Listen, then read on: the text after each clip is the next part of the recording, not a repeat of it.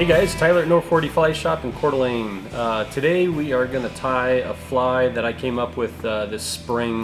We're going to call it Tyler's Upper Columbia Prince Nymph. So I had a friend of mine, Ryle Blaine, who guides on the Upper Columbia up near the Canadian border. I don't know if you guys have heard of it, but pretty amazing fishery. There's massive rainbows up there. I mean, some of the rainbows up there get up to 10, 12, you know, in the teens, you know, and these fish will eat dry flies up there, but in the springtime it's more of a nymph fishery. Anyways, my friend called me up and said, hey man, you want to come fish with me this spring? And at a time I hadn't fished it before, and I said sure. So I said, what are they eating? He's like, well, kind of your prince nymph variety, but whatever you do, or if you tie anything, make sure it's got a chartreuse head on it. It looks like a prince nymph. So sat down at the bench that night and tied some up. And of course, everybody's on the jig nymph kick now, so I tied some up like that, and they work great. Again, you know, when we're tying these jig nymphs, they're kind of inverted, so some of the materials are going to be on the back side or the top side of the back side of the hook. So kind of a cool looking fly. Again, kind of your prince nymph genre. Doing a partridge hackle for the soft hackle, so it's got some movement, and again, there's a chartreuse collar on there. But it worked great. We were fishing in tandem, kind of in some of the back eddies on a shorter nymph rig, only a 2 to 3, maybe 3.5 foot nymph rig out of a jet boat. So it was super fun. If you guys haven't fished the Upper Columbia, you ever want to get a chance to go up there, Ryle Blaine, he works for Jack Mitchell at I believe it's called Black Bear Lodge, or anyways, they can get you on the water, and if you guys are interested, you can call us here at the fly shop in Coeur d'Alene, and we can get you in contact with them. But let's get at it. So I've already got my hook prepped, got my bead on there. Next, we're going to start out with some lead, and we're going to give this guy a little extra weight. So go ahead and wrap your lead on.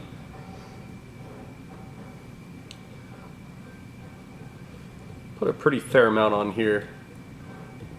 I want these guys to obviously sink fast. Okay, next we're going to tie in our thread.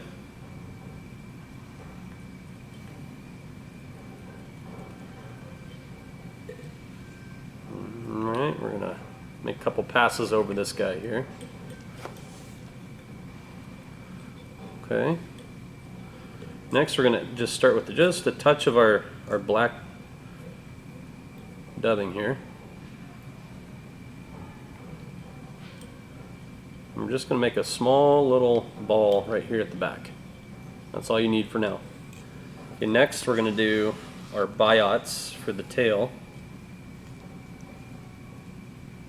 A little trick I learned a long time ago on how you prep these biots. I don't put them on one at a time, I do both, but if you can get them already opposing each other in your fingers here, kind of as such, it goes a little bit quicker, I think. Get them situated on there so they're splayed out there. There we go. Okay, next we're going to put our wire on.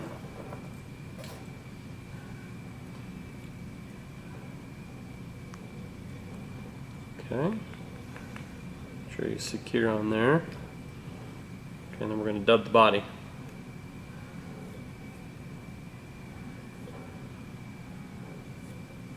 You don't need too much here.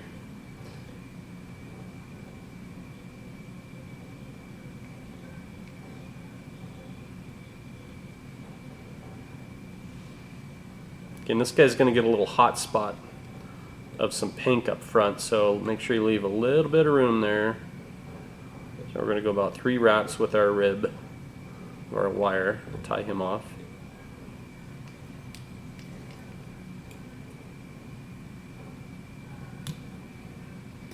And then now we're going to do our pink UV dubbing here.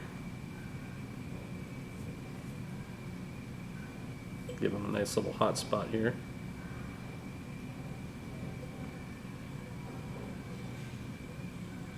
Okay.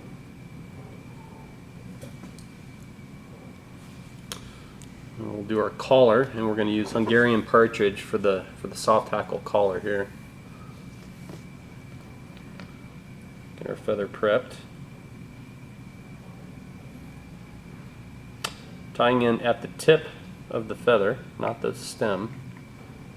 You only need a couple, maybe two wraps here. Wrap and a half, depending on the feather you pick. Tie him down. Okay, now we can invert the hook and put our other set of buyouts in here. Again, these ones, unlike the tail, you just leave these guys together like they come off of the strip. Okay. Pretty quick little fly to tie. Not a whole lot going on here. Okay, and we'll just clean that up. Give them a nice visible hot spot there. Get them tied off. Ooh. Try that again. Vice is wanting to move around on me here. Good.